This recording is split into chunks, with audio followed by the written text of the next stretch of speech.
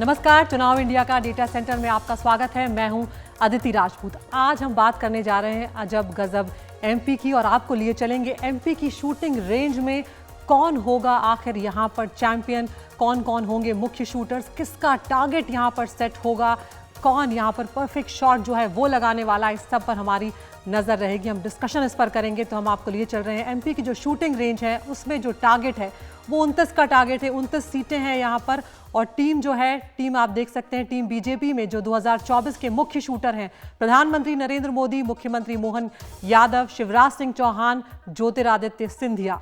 और अगर हम बात करें एमपी शूटिंग रेंज में 2024 के जो कांग्रेस टीम के मुख्य शूटर्स होंगे, उसमें राहुल गांधी, कमलनाथ, दिग्विजय सिंह और जीतू पटवारी होंगे। तो इन सब के बीच में मुकाबला होगा, और इन सब के मुकाबले में आखिर निशाना किसका लगेगा, ये सबसे दिलचस्प होगा देखना, क्योंकि 29 सीटों का टारगेट है यहाँ पर। अगर हम बात करें, जब 29 में से आप जीतने की बात करते हैं, तो क्या बुल्सआई 29 में से 29 हो पाएगा? क्योंकि पिछली बार बीजेपी 29 में से 28 ले पाई थी। तो वो एक जगह है जहाँ पर बीजेपी जो है सेंध नहीं मार पाई है अब तक, और वो है छिंदवाड़ा। तो छिंदवाड़ा की स्थिति हम यहाँ पर आपको दिखाने जा रहे हैं। कांग्रेस का परफेक्ट स्कोर जो है वो यहाँ पर अब तक देखने को मिला है 35% जो है वो यहाँ पर रहा है। 2009 की आप स्थिति देख रहे हैं। 2014 की अगर बात करें तो यहाँ पर कांग्रेस का परफेक्ट शॉट लगा, एक बार फिर से यहाँ पर कांग्रेस जीती है, लेकिन बीजेपी 35 से 40 तक यहाँ पर पहुँच जाती है 2009 से 14 के मुकाबले।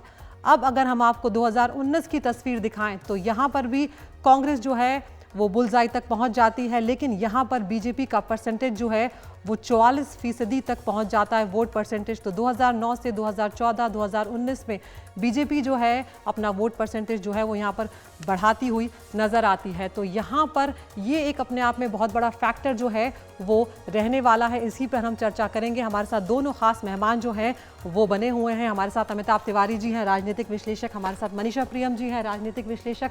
और जो एमपी की शूटिंग रेंज का जो टारगेट है वो 29 है, उसको पाने के लिए क्या छिंदवाड़ा जो है उसको साध पाएगी बीजेपी, ये बहुत बड़ा सवाल है। तो मध्य प्रदेश में 29 सीटों पर निशाना साधे बैठी है कांग्रेस और बीजेपी। अमिताभ जी, छिंदवाड़ा की अगर हम बात करें तो ये एकमात्र जगह है जहां पर बीजेपी अभी तक सेंध नहीं मार पाई है। क्या इस बार निशाना अचूक हो सकता है? जी, कोशिश तो बीजेपी पिछले 2 चुनावों से कर रही है, और जैसा आप दिखा रहे हैं वोट शेयर में काफ़ी इजाफा हुआ है भाजपा के। 32-33 वोट शेयर से 44-45% लेवल तक पहुंच चुकी है। और जो जीत का मार्जिन वहां पर 1,20,000 था लगभग 2009 में, वो पिछली बार सिर्फ 37,000 वोट था। तो 37,000 लोकसभा के हिसाब से कोई बड़ा मार्जिन नहीं होता है, 3% का ही मार्जिन था। और काफ़ी सारे डेवलपमेंट्स वहाँ पर हुए हैं, काफ़ी सारे कांग्रेस के लीडर्स वहाँ पर उन्होंने भाजपा को ज्वाइन किया है। तो भाजपा को इस बार उम्मीद है कि ये जो सेंध मारने में शायद वो इस बार कामयाब होगी। अब देखना होगा कि कैसे रिजल्ट्स पैन आउट होता है। बिल्कुल मनीषा जी, यहाँ पर हम लगातार देख रहे हैं कि किस तरह से बीजेपी के जो तमाम शूटर्स हैं या तमाम जो खिलाड़ी हैं, चाहे वो मोहन यादव हो, चाहे वो अमित शाह हो, सब लोग छिंदवाड़ा में डेरा डाले हुए थे इस बार, और कई दिनों तक वो वोटरों के बीच रहे। और जो आंकड़े कह रहे हैं वो कहीं ना कहीं ये बता रहे हैं कि बीजेपी ने अपनी पकड़ जो है पहले के मुकाबले यहाँ पर मजबूत की है। तो क्या कुछ इस बार परिवर्तन आ सकता है? क्योंकि एक बड़ा फैक्टर ये भी है कि छिंदवाड़ा में जिस फेज में मध्य प्रदेश में छिंदवाड़ा में वोटिंग हुई है, सबसे ज़्यादा 79% वोटिंग जो है छिंदवाड़ा में ही दर्ज की गई थी। देखिए, ये चुनाव जो है ये लोकसभा का चुनाव है, मध्य प्रदेश का चुनाव है, लेकिन भाजपा ने इसको बिल्कुल छिंदवाड़ा का चुनाव बना दिया है। इसलिए हम बुल्सआई की बात कर रहे हैं। और जो कई बातें आप कर रही हैं, वहाँ ज़मीनी हालात भी जो हैं वो बहुत बदले हुए हैं, और बहुत करीबी लोग जो कमलनाथ जी के थे, उनमें से दीपक सक्सेना जी बहुत प्रमुख हैं और अहम हैं, वो भी अब भाजपा का दामन थाम चुके हैं। और पहली बार कमलनाथ जी का पूरा परिवार जो है वो आ चुका है, और परिवार की महिलाएं भी अब लोगों में एक गुहार लगा रही हैं कि जो अपने थे, जो बिल्कुल जिनकी आंखें हमारे परिवार में खुली, वो भी अब बेगाने हो गए हैं। तो अब देखने वाली बात है कि क्या ये पारिवारिक गुहार जो है वो छिंदवाड़ा एक इमोशनल अपील पे इस बार रुकेगा, और जहां तक संगठनात्मक आधार का सवाल है वो बहुत हद तक जो पलड़ा जो है वो दूसरी तरफ भारी पड़ चुका है।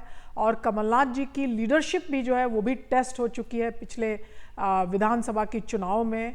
तो एक तरह से एक उदासीनता या मायूसी कांग्रेस के खेमे में है, लेकिन इस मायूसी और उदासीनता के बावजूद भी अगर वो कड़ी लड़ाई कर लेते हैं तो फिर हम कहेंगे कि हाँ, वेल फॉट। बिल्कुल, क्योंकि 1980 से अब तक ये गढ़ हो चुका है कमलनाथ का, और सिर्फ एक 1997 था जब उपचुनाव में सुंदरलाल पटवा जो है उन्होंने जीत दर्ज की थी।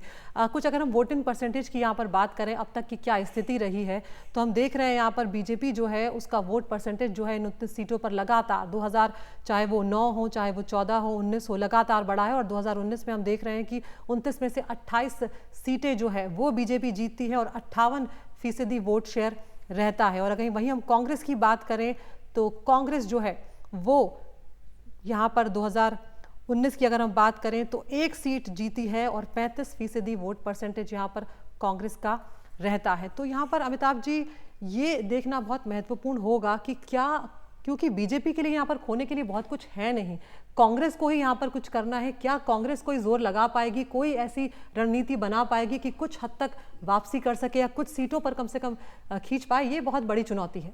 जी, जैसा आप कह रहे हैं लीड बहुत बड़ी है, 23% का लीड है बीजेपी को वहाँ पर।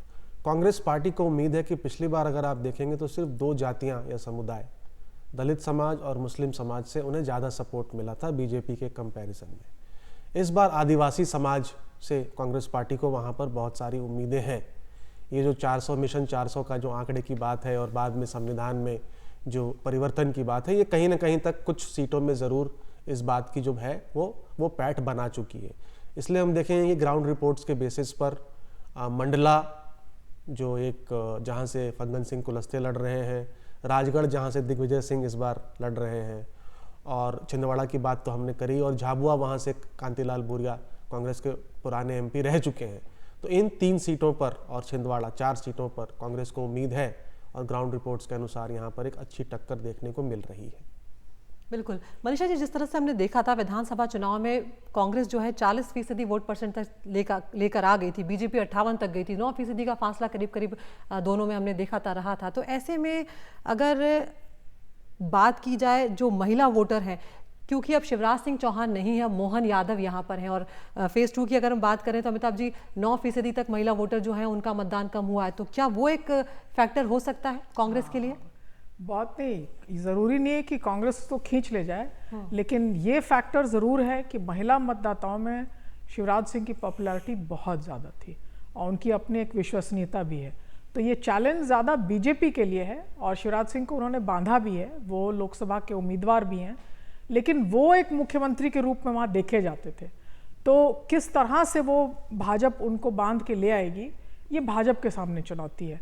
ऐसा नहीं कि भाजपा का दामन छोड़ के और वो कहीं और चली जाएंगी, क्योंकि ये स्कीम्स जो हैं, देखिए ये राज्य की स्कीम्स हैं, तो महिलाएं अगर निराश हो जाएं या रूठ जाएं तो ये स्कीम्स का उनको फायदा होना जो है वो बंद हो जाएगा।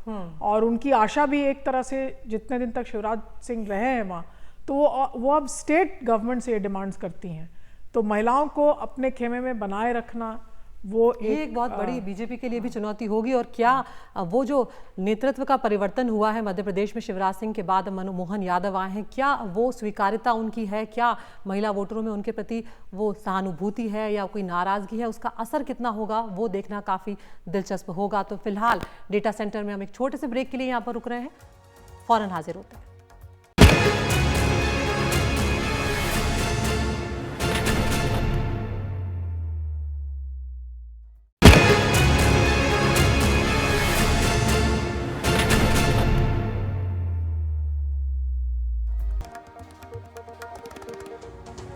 तो ब्रेक के बाद डेटा सेंटर में एक बार फिर से आपका स्वागत है। एमपी की शूटिंग रेंज की हम बात कर रहे होंगे, कौन होगा चैंपियन, ये एक बहुत बड़ा यहाँ पर सवाल है। कुछ और हम आंकड़े यहाँ पर अब आपको दिखाते हैं कि अनुमान भी क्या कुछ हो सकता है। अगर हम बात करें 2019 के नतीजों की तो बीजेपी को 28 सीटें मिली, कांग्रेस को 1। अगर मान लिया जाए कि बीजेपी निशाने से चूकती है, 5% तक चूक जाती है अगर, तो अनुमान क्या हो सकता है यहाँ पर 53% जो वोट है वो जा सकता है बीजेपी के साथ, 40% कांग्रेस के साथ, तो कांग्रेस को 3 सीटें मिल सकती हैं। अब अगर यहाँ पर बीजेपी निशाने से 10% चूक जाती है तब क्या स्थिति होगी, ये भी यहाँ पर देख लेते हैं। तो बीजेपी को 28 सीटें मिली थी 19 में, कांग्रेस को 1, और अनुमान अब ये है 2024 का कि यहाँ पर बीजेपी को 19 सीटें मिल सकती हैं और 10 सीटें कांग्रेस के खाते में आ सकती हैं अगर बीजेपी निशाने से चूकी 10% तक। तो अमिताभ जी, 10% तक चूकना तो शायद बहुत ज़्यादा हो जाएगा, क्योंकि कांग्रेस में एक बिखराव भी कमलनाथ जी के जब इधर उधर होने की खबरें आई थी तो देखने को मिला था। उतना ज़मीन पर संगठन रहा नहीं, कई लोगों ने बदल दिया। क्या जो दलित वोटर हैं, आदिवासी हैं, मुस्लिम हैं, जिस पर कांग्रेस भरोसा करती है, उसमें इस तरह की सेंध लगा सकती है? नहीं, इस बार थोड़ी बहुत उसमें थोड़ा बहुत सपोर्ट जरूर बढ़ सकता है कांग्रेस पार्टी का, लेकिन जैसा आपने कहा संगठन कांग्रेस पार्टी का उतना मजबूत नहीं है। काफ़ी सारे लोग बहुत बड़ी हार के बाद भाजपा ज्वाइन कर चुके हैं और जो कैडर है पूरा का पूरा वहाँ पर हतोत्साहित है। तो वो 2-4 बड़े लीडर्स के ऊपर ही डिपेंड कर रही है कि वो अपनी अपनी सीट बचा लें। और जैसा हमने पहले डिस्कस किया, 23% की लीड है। तो आप जो 10% का स्विंग दिखा रहे हैं उसका मतलब होता है 10% भाजपा घटेगा और 10% कांग्रेस का बढ़ेगा, मतलब 20% हो जाता है स्विंग। उसके बाद भी भाजपा 19 पर है और कांग्रेस पार्टी 10 पर है। तो ये तो हाइपोथेटिकल केस है, इतना ज़्यादा बड़ा स्विंग जल्दी हमें देखने को नहीं मिलता। और खास करके हिंदी भाषी राज्य में जहाँ पे बीजेपी और कांग्रेस का डायरेक्ट फाइट है, तीसरा दल कोई है ही नहीं, वहाँ पर ही कांग्रेस पार्टी को अगर ये चुनाव जीतना है तो वहीं पे बीजेपी के वोट ब्लॉक या सीटों में सेंध मारनी है। तो बहुत इंपॉर्टेंट राज्य है, कांग्रेस पार्टी को यहाँ अपना टैली बढ़ाना ही होगा। बिल्कुल। मनीषा जी, यहाँ पर जो वोटिंग परसेंटेज कम हो रहा है, क्या कहीं जो उदासीनता है वो इस बात को लेकर है? क्योंकि सबको पता है कि प्रिडिक्टेबल चुनाव इस बार कहे जा रहे हैं लगातार, तो सबको पता है कि बीजेपी जो है वो बढ़त बनाए हुए, ये भी एक वजह है। और जिस तरह से हाइपोथेटिकल सिचुएशन भी अगर हम देख रहे हैं तो कुछ भी करके भी कांग्रेस आगे बढ़ती हुई यहाँ पर तो बीजेपी से नजर नहीं आ रही है। नहीं, सवाल अगर मत प्रतिशत कम होने का है तो आप ये देखिए, जब एक दल को, वन सिंगल डोमिनेंट पार्टी को मतदाता कैसे आता है। ऐसा नहीं है कि मत कहीं जो पार्टी जीतती है केवल उसी के मोबिलाइजेशन से सारे मतदाता मतदान केंद्र पे चले जाते हैं। जब मतदाता को दिखता है कि कड़ी प्रतिस्पर्धा है, मुद्दे हैं, तो वो अपनी अपनी बात कहने के लिए आगे आता है। तो अगर 2 कंटेंडिंग पार्टीज हैं, उसमें से एक भी अगर शिथिल पड़ गया तो आप समझ लीजिए, अगर 40% मत हैं कांग्रेस के पास किसी बूथ पे और 50-60% हैं भाजपा के पास, 58% आपने दिखाया, तो हो गया बस 50% वोटर टर्नआउट ही ना एक पार्टी इंश्योर कर सकता है। तो एक तरह से लोकल कॉम्पिटिटिवनेस जो है वो तब आएगी जब दोनों दलों की लोकल यूनिट्स जो हैं वो लग जाएं। लेकिन इसके अलावा कहीं ना कहीं कुछ कॉम्प्लिसेंसी हो सकता है बीजेपी में भी हो, और वो संगठन को इस बात की देखभाल करनी होगी कि क्या बातें हैं। तीसरी बात अहम ये भी है कि मैं अब सुन रही हूँ कि कई मैदानी क्षेत्रों में गर्मी जो है वो बहुत बेतहाशा बढ़ चुकी है। तो इलेक्शन कमीशन के पास ये पावर्स हैं कि मतदान को जल्दी शुरू कर दें। सुबह तो कई तरह की चुनौतियां यहाँ पर रहने वाली हैं। हाँ। बिल्कुल, और देखना होगा कि जो बुल्सआई मध्य प्रदेश का है, 29 सीटों का टारगेट, क्या वो बीजेपी अचीव कर पाएगी या कांग्रेस कुछ और बीजेपी के वोटों में सेंध लगा पाएगी, इसे हम देखेंगे। तो फिलहाल चुनाव इंडिया का डेटा सेंटर में आज के लिए इतना ही। नमस्कार।